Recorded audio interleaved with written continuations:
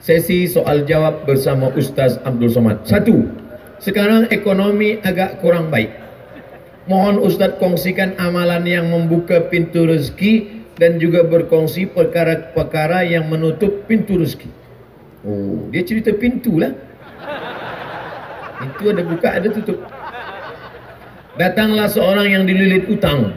Ya Rasulullah, aku ni susah dililit utang. Apa doa yang aku baca? Kata Nabi, minta perlindungan daripada 8. Allahumma inni a'udzubika minal hammi wal hazan wal ajzi wal kasal wal jubni wal bukhul wa dala'id daini wa ghalabatir rijal. Minta daripada 8. Allahumma inni a'udzubika minal hammi, selamatkan aku daripada susah hati, wal hazan, segala kesulitan dan kesulitan. Allahumma inni a'udzubika minal hammi wal hazan wal ajzi, lemah, wal kasal, malas, wal jubni, takut, wal bukhl, pelit, wa dala'id daini, dililit utang, wa ghalabatir rijal, dikuasai orang lain. Bila kita dah dililit utang, maka kita dikuasai orang lain, maka kita minta yang 8. Tapi jangan cuma baca doa saja, fahami maknanya. Ustaz, saya dah baca doa ni sebulan, kenapa hutang tak juga terbayar?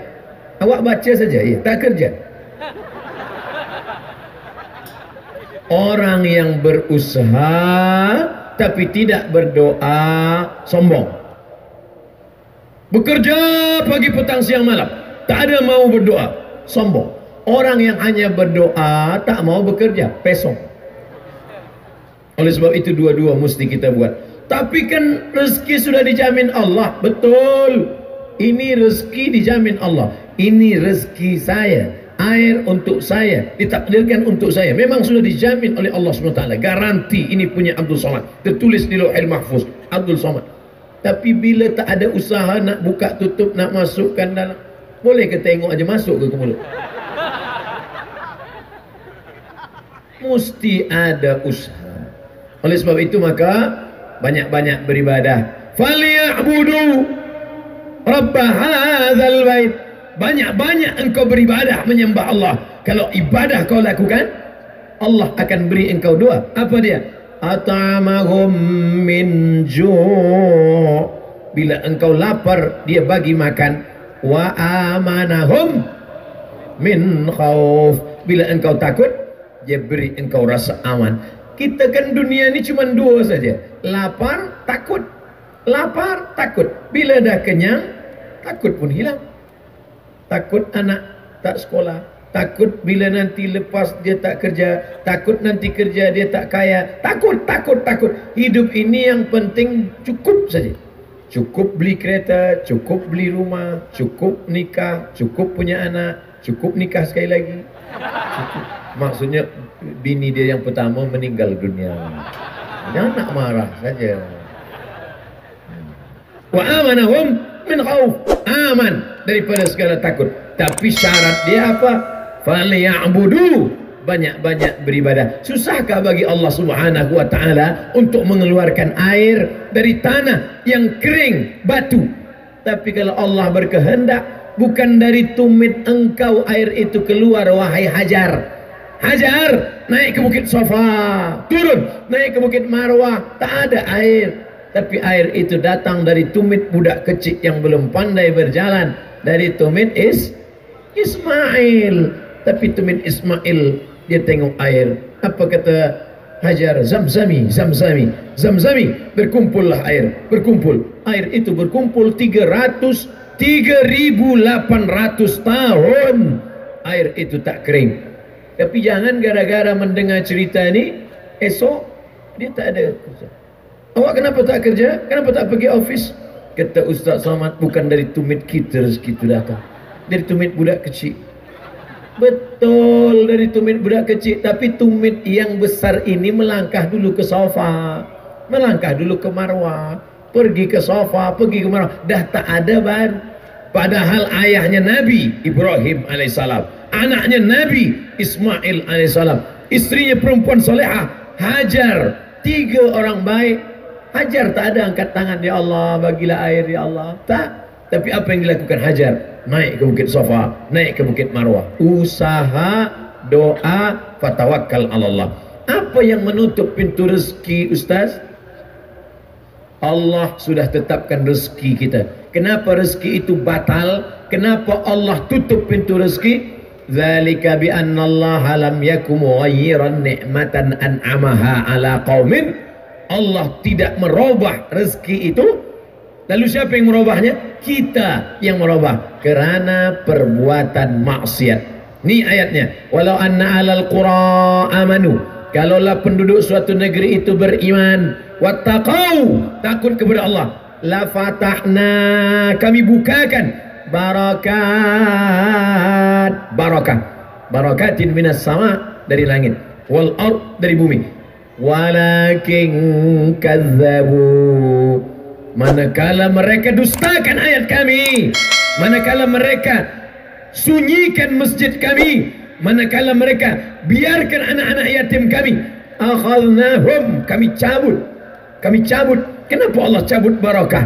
Kerana fadzalikal ladzi yad'ul yatim, membiarkan anak yatim, membiarkan masjid, membiarkan orang susah, maka inilah penyebab pintu-pintu rezeki ditutup oleh Allah Subhanahu wa taala. Wallahu fi aunil abdi, Allah akan sentiasa menolong seorang hamba.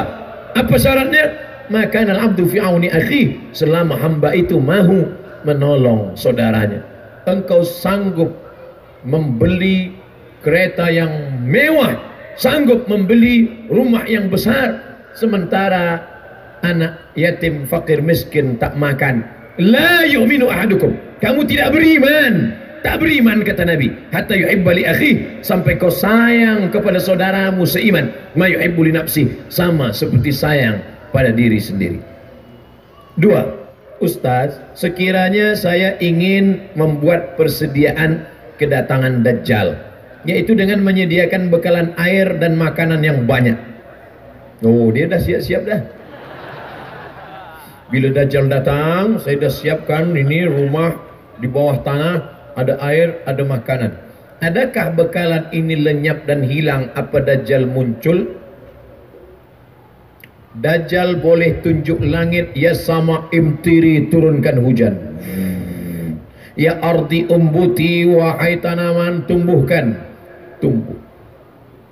Dajjal tunjuk pada mayit, orang mati, ya mayit qum, tegak, mayit tegak berdiri. Bila suruh langit hujan, suruh bumi tumbuh tanaman, suruh mayat tegak berdiri, susahkah bagi Dajjal untuk berkata, hai yang siapkan makanan bawah tanah, hilang. Makanan yang kau simpan hilang. Handphone bawah hilang. Hilang. Dajjal punya kerja.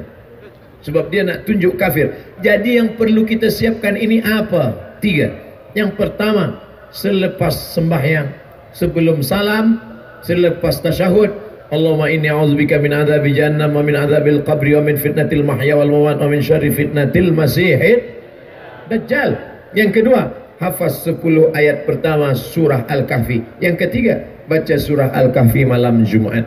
Man qara'a surat Al-Kahfi, siapa yang membaca surah Al-Kahfi pagi Jumaat, siang Jumaat, petang Jumaat, malam Jumaat, sebelum tenggelam matahari hari Jumaat, adha'a lahu, Allah Ta'ala beri dia cahaya, nur minan nur, cahaya, ma bainal jumu'ataini, dari Jumat ini hingga ke Jumat ini, dari Jumat ini hingga ke Jumat ini. Kenapa hari Jumat? Sebab hari Jumat hari kiamat.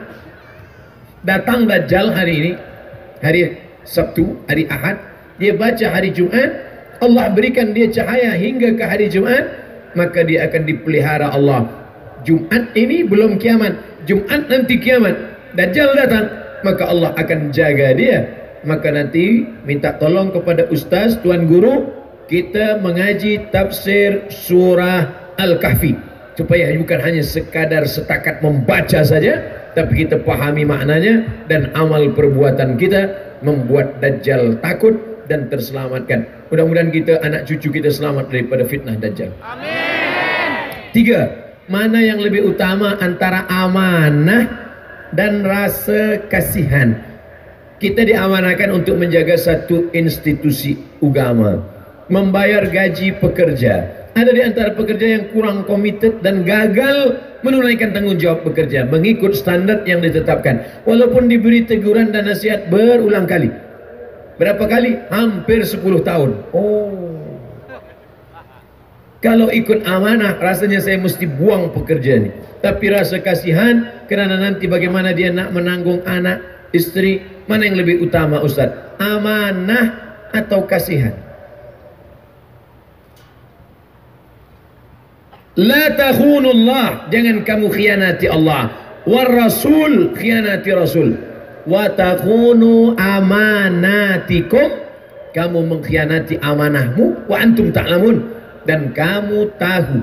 Maka oleh sebab itu kita mesti ada punishment, ada hukuman. Bila kamu tidak laksanakan ini, maka akan potong 10%. Bila 2 kali, 20%. Bila 3 kali, dalam Islam pun ada hukuman. As-sariqu, pencuri lelaki, was-sariqatu, pencuri perempuan, faqta'u aydiyahuma, potong tangannya. Ada hukuman. Sebab manusia ini dia tidak akan takut, dia tidak akan jerah, dia tidak akan berhenti bila tak ada hukuman. Bahawa kita ada rasa kasih, ada kasih sayang, ya. Tapi bila dia tidak berhenti dari pengkhianatannya, dia akan bekerja tidak sesuai standar, maka kualiti produk akan berkurang. Kita ada zalim pada orang banyak. Rasa kasihan pada satu orang, yang kita kasihan 3 saja, dia, anaknya, bini dia. Tapi produk yang tak baik, sudah zalimi orang banyak. Kasihan kita pada 3 orang membuat kita aniaya pada banyak orang. Ingat, ada orang yang mati menghadap Allah, sembahyangnya banyak, puasa sunatnya banyak, zikirnya banyak, baca Qurannya banyak, tapi hilang. Sebab apa? Sebab amal yang banyak tadi diambil oleh orang-orang yang dia khianati. Maka kasihan boleh, tapi gara-gara kasihan kita tidak menjadi amanah, kita sudah berubah menjadi khianat. Lalu apa solusi? Apa yang dapat kita lakukan?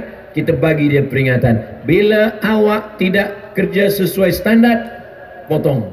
Bila tidak sesuai lagi, bila tidak kita lakukan ini, maka na'udzubillah, rasa kasihan kita sudah membuat kita tidak amanah. Apakah Nabi SAW pernah melakukan ini? Ya.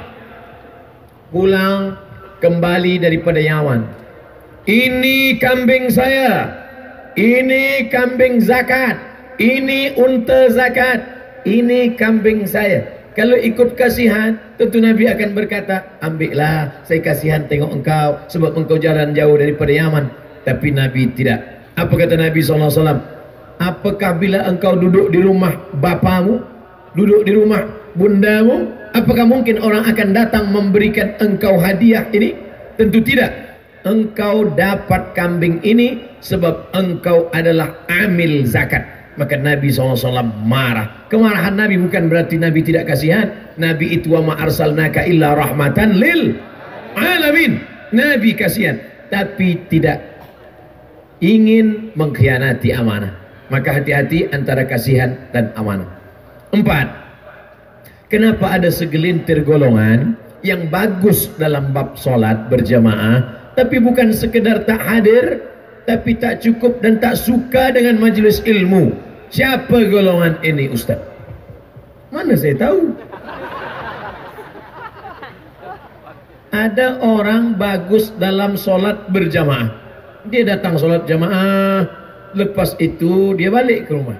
Isyak dia datang lagi, lepas itu balik ke rumah. Bila ada orang mengaji, dia cakap, apalah mengaji-mengaji ni, cukup dengan solat jamaah. Kita mesti tanya, bila ada orang tak suka mengaji, yang salah tu bukan dia, tapi kita. Kenapa kita tak ajak dia?